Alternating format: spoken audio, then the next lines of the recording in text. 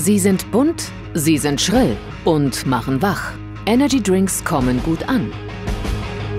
Es schmeckt und ja, wenn ich mal nicht geschlafen habe, dann hält es auch etwas wach. Ich verspreche mir davon, dass ich zumindest einigermaßen leistungsfähig in der Zeit bin. Ich habe ehrlich gesagt viele Arbeitskolleginnen, die das anstatt Kaffee einfach trinken.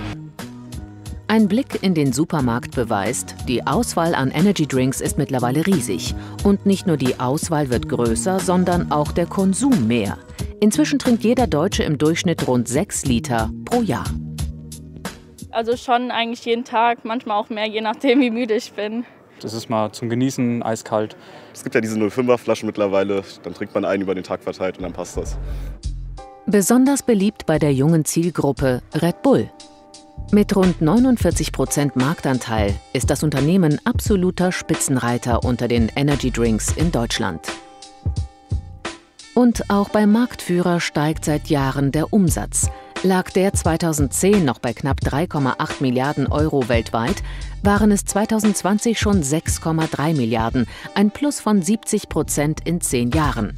Ein Großteil des Energy Drinks wird auch in Deutschland verkauft. Allein im vergangenen Jahr stieg der Absatz von Red Bull Drinks in Deutschland um 19%. Aber auch bei anderen Herstellern klingelt die Kasse. Konkurrent Monster zum Beispiel konnte weltweit 2020 4,6 Milliarden Dollar umsetzen. Die Drinks kosten im Schnitt zwischen 69 Cent und 2,29 Euro. Alexander Bleier ist Professor für Marketing an der Frankfurt School of Finance and Management. Er weiß, dass das aber nicht an der Qualität der Zutaten, sondern vor allem am Marketing liegt. Es ist nicht so, dass man jetzt die Inhaltsstoffe zusammenrechnet und sagt, okay, da kommen wir jetzt auf einen bestimmten Preis, wir rechnen eine Marge drauf, sondern es geht halt danach, was die Nachfrage bereit ist dafür zu bezahlen. Und insbesondere bei Energy Drinks ist halt viel über die Geschichte und diesen aktivierenden Charakter und alles, was die Leute da mitkaufen, sich assoziieren mit starken Sportlern, mit starken Marken und das treibt den Preis dann so, dass die Leute bereit sind, dafür einiges zu bezahlen. Auch wenn das Marketing auf die Marke einzahlt, ein Blick auf die Inhaltsstoffe lohnt sich trotzdem.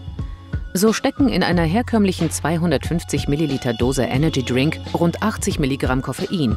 Das entspricht so viel wie in 3 250 Milliliter Dosen Cola oder in einer Tasse Espresso.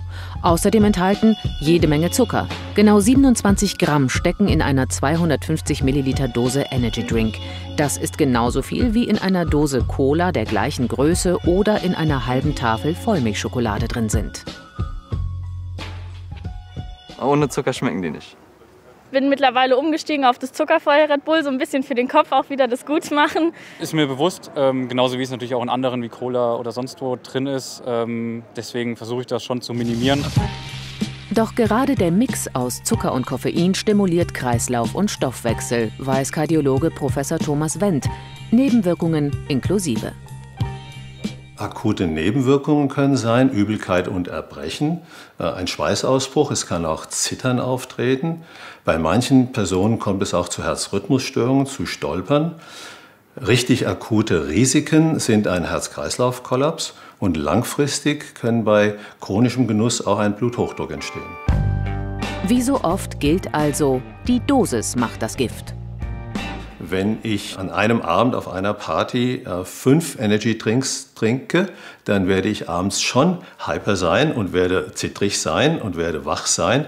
Wenn ich diese 5 Dosen verteilt über die Woche trinke, dann macht das keinen Schaden. Aber man muss trotzdem unterscheiden zwischen der Wirkung auf Gesunde und der Wirkung auf bereits Vorerkrankte. Viel Zucker, viel Koffein und trotzdem extrem erfolgreich. Der Siegeszug der schrillen Wachmacher ist trotz möglicher Nebenwirkungen lange nicht vorbei. Das stimmt und deshalb ist auch der Experte noch da. Bei uns ist Professor Thomas Wendt, Kardiologe aus Frankfurt. Hallo. Schönen guten Abend. Sie haben im Beitrag eben schon gesagt, Menschen mit Vorerkrankungen müssen aufpassen beim Trinken von Energy Drinks. Welche Vorerkrankungen sind das? Unbedingt, das sind die Patienten mit den Herz-Kreislauf-Erkrankungen und da ist an erster Stelle zu nennen der Herzinfarkt, der Bluthochdruck oder Patienten, die von sich aus schon zu Herzrhythmusstörungen neigen. Und Sie hatten es im Beitrag auch schon angedeutet, aber ich würde es noch gern besser verstehen. Was verändert sich im Körper, wenn ich auf Dauer zu viel von diesen Energy-Drinks trinke? Nun, diese Energy-Drinks sollen ja stimulieren, sollen ja wach machen. Und das machen sie, indem sie den Blutdruck steigern und den Puls steigern. Und wenn ich jetzt aber ständig durch diese Energy-Drinks einen hohen Blutdruck aufbaue, dann muss das Herz mehr arbeiten, die Gefäße sind belastet und auf lange Sicht werden sich dann Folgen am Herzen und an den Gefäßen entwickeln. Meine 3 Energy-Drinks heute waren 3 Kaffee. Ist das nicht eigentlich am Ende genauso schädlich? Da ist auch viel Koffein drin. Auch hier macht die Dosis das Gift. Man sagt, für einen gesunden Erwachsenen wären 5 Tassen Kaffee noch in Ordnung. In einer Tasse Kaffee sind etwa 80 Milligramm Koffein, dieselbe Dosis, die in einer Büchse ist. Das heißt, Sie könnten im Prinzip auch mal vorübergehend in einer Prüfungsphase oder wenn Sie diese Stimulation brauchen, bis zu 5 Dosen trinken, aber nicht auf Dauer. Dann ist ja auch Zucker noch das Problem. Ist jetzt nicht mehr als in der Cola, aber gut ist es trotzdem nicht. Wir haben da mal die Zuckerwürfel aufgebaut, die in so einem Red Bull drin stecken. Das ist das eine. Und dann gibt es ja auch noch Taurin. Das ist auch teilweise extra draußen dran geschrieben. Damit werben die also noch. Was ist Taurin für ein Inhaltsstoff? Was bewirkt der? Taurin ist eine im Körper natürlich vorkommende Aminosäure. Und man sagt dem Taurin auch eine stimulierende Wirkung nach. Wirkliche Beweise habe ich dazu noch nicht gefunden. Also Sie glauben eher nicht dran? Ich glaube, das ist der Placebo-Effekt, dass da das Taurin drin ist. Okay. Wie ist es denn eigentlich so mit anderen Organen, die vielleicht noch betroffen werden? Der Magen. Ich habe mal früher viele Energy-Drinks getrunken und hatte den Eindruck, als ich dann damit aufgehört habe, ging es meinem Magen besser. Und die Zähne sind ja, glaube ich, auch betroffen. Ne? Also kann sein.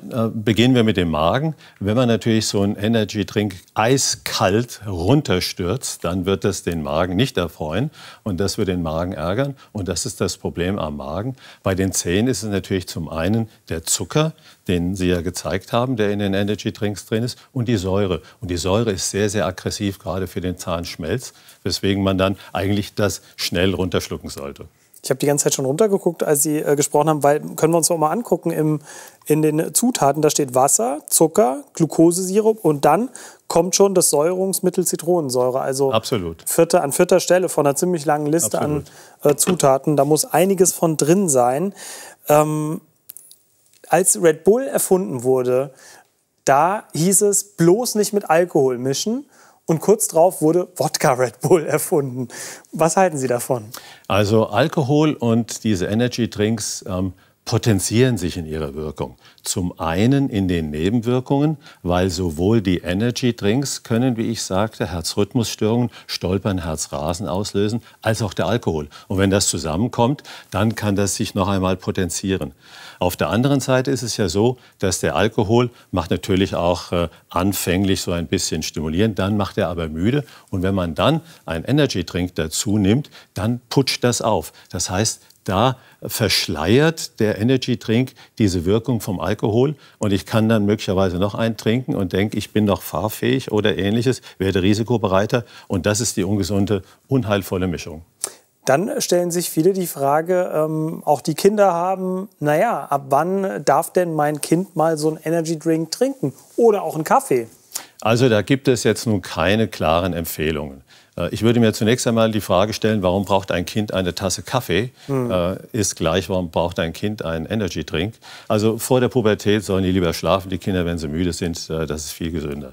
Wenn die in die Pubertät gekommen sind, dann können die natürlich auch einen Kaffee trinken, natürlich auch einen Energy trinken.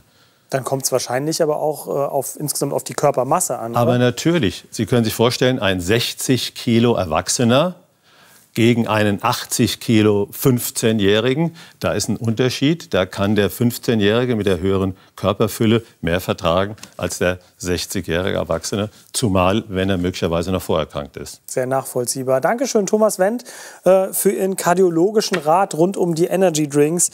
Also, wer Energy Drinks sollten nur in Maßen getrunken werden, von gesunden Erwachsenen am besten. Wer vorgeschädigt ist, der sollte da besonders aufpassen. Stichwort Herz- und Blutdruck. Und Energy Drinks mit Alkohol mischen ist eben keine gute Idee, weil man seinen Körper, Herr Wendt hat es gerade erklärt, austrickst. Am Ende trinkt man womöglich zu viel Alkohol. So viel also zu den Energy Drinks.